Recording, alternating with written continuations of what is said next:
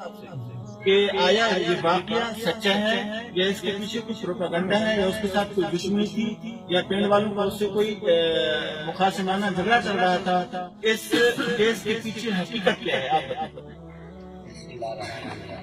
अल्लाह को आगे नारक जानते हैं कि जो भी है कि मैं जो कहूँगा हरफन कहूँगा इंशाअल्लाह। मेरे खेत से काम करना सी और उत्थे ये वाक़या पेश आया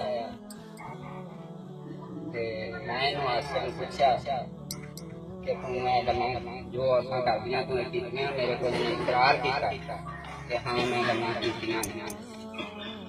मैं क्या तू क्यों कीतियां? उन्हें कहा मैं अपने दीन दियां सारियां किताबां पढ़ियां ने, मैं सारा कुछ जानदी हां। ये की जानदी हां?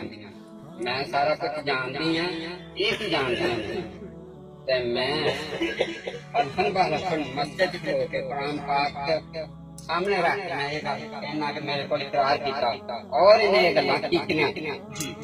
ये और ये भाई अफजल साहब से भाई देश साहब जिन्होंने जो खेत के मालिक हैं, जब ये झगड़ा हुआ तो इनको पता चला, ये मौके पे पहुंचे पर उसने खुद इकरार किया और कहा कि मैंने ये बातें की हैं और साथ उसने ये भी इकरार किया कि मैं अपने दीन को अच्छी तरह समझने वाली हूँ, जानने वाली हूँ और ये बातें ऐसी हैं।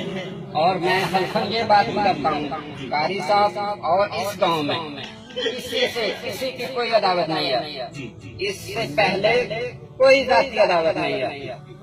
वो कितने पहले हो जा रहे हैं? कोई 10-20 साल से पहले मेरा काम मेरे खेत में फालसा तोड़ती थी और भी काम करती थी, किसी से कोई मसला नहीं थी, कोई अदावत नहीं थी।